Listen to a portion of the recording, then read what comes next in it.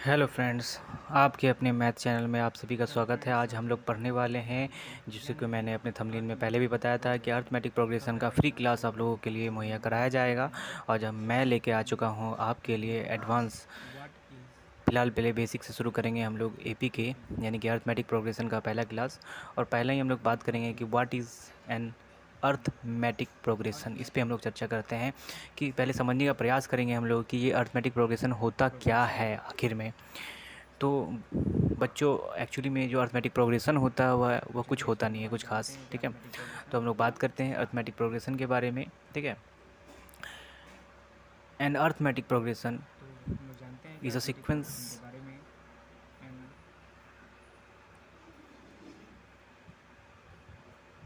Arithmetic progression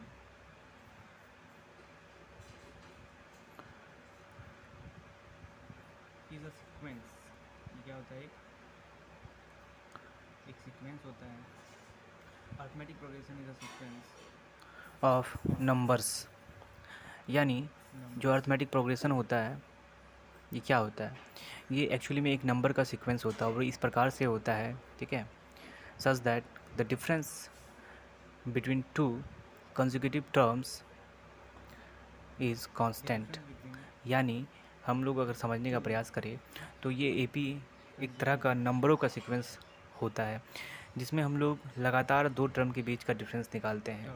और हम लोग जब भी लगातार दो टर्म के डिफरेंस निकालेंगे तो हम लोग ये पाएंगे कि जो डिफरेंस निकाला गया है ये एक कांस्टेंट नंबर है। तो चलिए, इसमें हम लोग अगर बात करते हैं तो बेसिक पॉइंट सीक्वेंस आपको याद रखना होगा, एक सीक्वेंस में होगा और जो इसका डिफरेंस होगा, ठीक है, जो डिफरेंस होगा नंबर टर्म्स के बीच में वो कैसा होगा?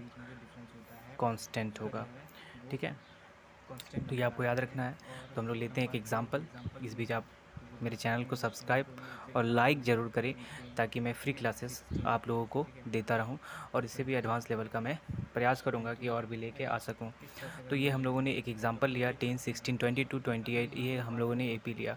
तो समझते हैं कि ये एपी में कैसे है। ठीक है, तो देखते हैं हम लोग। देखिए 10 और 16, अगर हम लोग 10, 16 को गौर से देखें तो कितने डिफरेंस है। 6 का 6 इंक्रीज़ हो रहा है, फिर 6 इसमें इंक्रीज़ हो रहा है। 22 से 28 में क्या हुआ? तो 6 इंक्रीज़ हो रहा है। तो यहाँ हम लोग ने देखा कि देखिए एक नंबर का सीक्वेंस देखा, और ये सीक्वेंस में एक कांस्टेंट नंबर यानी बार बार जो 6 है ये अपना बढ़ते चले जा रहा है। तो यही एपी होता है। ठीक है, और इस जो कांस्टेंट नंबर बढ़ता रहता है इसे हम लोग क्या कहते हैं? कॉमन डिफरेंस कहते हैं, जिसे हम लोग डी से डिनोट करते हैं। किसे डिनोट करते हैं? डी से डिनोट करते हैं। तो अब हम लोग क्या करते हैं और आगे इसे समझने का प्रयास करते हैं। अब हम लोग बात करते हैं कि जनरल फार्मूला के बारे में। अगर हम बात करें कि जनरल फॉर्म क्या होता है किसी भी एपी का, अगर आप देखेंगे तो किसी भी एपी में जनरल फॉर्म अगर हम बात करते हैं तो वो कैसा होगा? जनरल फॉर्म क्या होता है? तो उसमें हम लोग A1, A2, A3 इस तरह से एपी के किसी भी टर्म को दिखाते हैं। ज़रूरी नहीं कि A1, A2 ले सकते हैं हम लोग चाहे तो T1, T2, T3, T4 इस तरह से करके भी एपी के टर्म्स को दिखा सकते हैं। अगर हम बात करते हैं अब, ठीक है, कि कॉमन डिफरेंस के बारे में, कि फॉर्मूलाज में जो इसका पॉइंट पहला है अरिथमेटिक प्रोग्रेशन का, कि कॉमन डिफरेंस निकाले तो फिर कैसे निकाले। तो इसमें पहला जो हम लोग देख रहे हैं कॉमन डिफरेंस निकालने का जो फॉर्मूला होता है वो क्या होता है? हम लोग सबसे पहले क्या करेंगे कि जो सेकंड टर्म है उसमें फर्स्ट टर्म को घटाएंगे, जैसे A2 माइनस A1।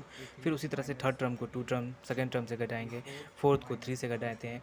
तो ये जब भी घटाते तो ये सारा क्या तो इक्वल होता है, क्योंकि हम लोगों ने डेफिनेशन में पढ़ा कि जो डिफरेंस होता है वो क्या होता है? कांस्टेंट होता है, इसलिए सारा डिफरेंस आपस में क्या होगा? बराबर हो जाएगा।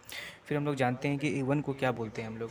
तो A1 को हम लोग किसी भी एपी का फर्स्ट टर्म के रूप में जानते हैं, यानी उसे हम लोग प्रथम पद कहते हैं हिंदी में।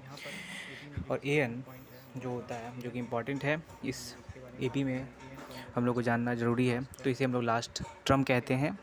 और एन जो है ये नंबर ऑफ़ टर्म्स को डिनोट करता है कि कितने नंबर्स उस एपी में दिए हुए हैं। ठीक है, और इसमें जो इम्पोर्टेंट फार्मूला हम लोगों को फर्स्ट बेसिक थ्योरी में पढ़ना है वो हम लोगों को याद रखना है, ए एन का फार्मूला। ठीक है दोस्तों, इसका फार्मूला ए एन का फार्मूला, यानी कि हम लोग क्या कर सकते हैं इससे लास्ट टर्म को कैसे फाइंड करेंगे किसी भी एपी में। ठीक है। इसका हम लोगों ने अभी डी के बारे में पढ़ा, कॉमन डिफरेंस निकालने का। अब हम लोग पढ़ेंगे ए एन का। तो a plus n minus one into d, ये इसका ए एन का फार्मूला होता है।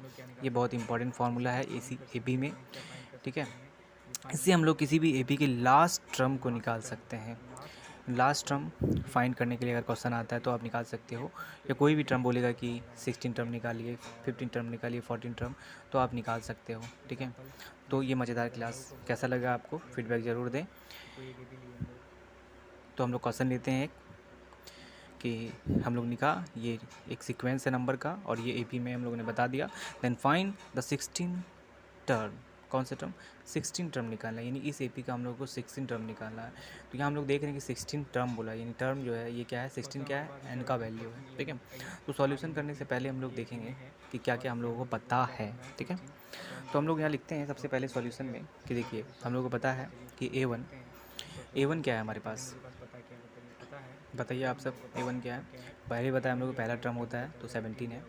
अब हम लोग को निकालना है डी कैसे निकालेंगे, ऊपर फॉर्मूला बता चुका हूँ मैंने, A2 माइनस A1, ठीक है। यानी कि सेकंड टर्म से फर्स्ट टर्म को घटाइए, बेसिकली आ जाएगा 14 माइनस 17, यानी कि आप 14 में से जब 17 घटाएंगे तो क्या आएगा, 3 आएगा और -3 आ जाएगा, क्या आ जाएगा, -3, ठीक है। कोई प्रॉब्लम यहाँ तक तो नहीं है। And n is equal to क्या है अपने पास, एन, यानी कि नंबर ऑफ टर्म क्या है, 16, क्योंकि बोला कि 16 टर्म आप निकाल के बताइए, तो एन का वैल्यू 16 हो गया। अब हम लोग क्या फॉर्मूला लगाएंगे, ए एन का फॉर्मूला जो हम लोगों ने जस्ट अभी ऊपर लिखा है, एन इज इक्वल टू क्या होता है, a plus n minus one into d, okay.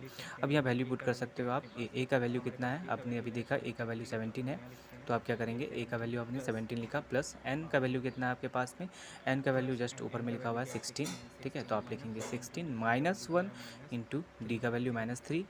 अब सॉल्यूशन कर सकते हो आप इसको, ठीक है। तो 16 में से 1 गया तो 15 बचेगा और इंटू -3, ठीक है।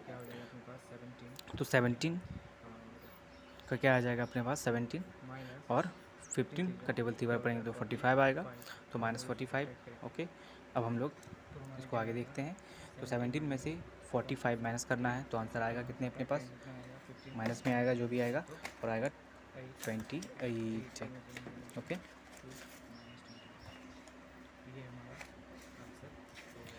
तो ये हमारा क्या निकला, 16 टर्म किसी भी एपी का हम लोगों ने कैसे निकाला, आप देखिए। अगर कोई प्रॉब्लम हो तो ज़रूर क्वेश्चन करें।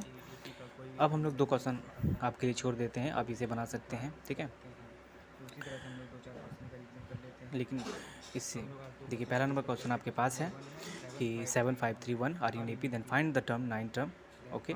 आपको 9 टर्म इसमें क्या करना है, निकालना है, इसका 9th टर्म निकालना है। आपके पास सब कुछ है, आप आराम से निकाल सकते हैं। एंड दूसरा नंबर क्वेश्चन है आपके पास 273, 2062, 2051, 2040, ये भी आपका एपी में है। Then find the common difference, common difference बोल रहा है, दैट मीन्स आपको क्या निकालना है, आपको डी का वैल्यू निकालना है। बहुत ही आसान सा क्वेश्चन, आप इसे सॉल्व जरूर करें, और कोई प्रॉब्लम आए तो ज़रूर पूछ सकते हैं आप इससे, ठीक है। कॉमन डिफरेंस निकालना है आपको, और कॉमन डिफरेंस का फॉर्मूला आपको पहले ही मैंने बताया थ्योरी में।